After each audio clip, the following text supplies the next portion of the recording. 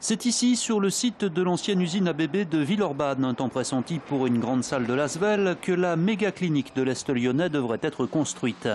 Fruit du regroupement de celle du Tonkin et de la Mutualité, elle proposera 710 lits. Le maire de Villeurbanne s'en félicite. Il fallait simplement faire valoir nos arguments pour ce site. Le premier, c'est celui de l'accessibilité, qui est sans doute le site le plus accessible de toute l'agglomération, métro, tramway, ligne C3.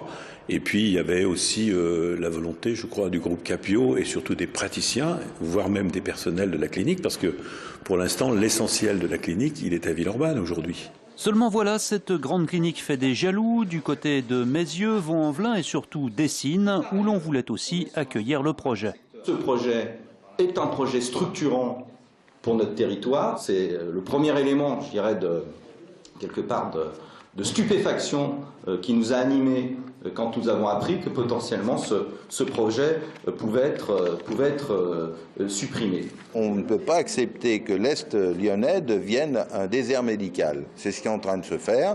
Vous savez, il y a plus de 40 ans, on accouchait à Dessines, alors à Vaux-en-Velin, on accouchait aussi plus récemment.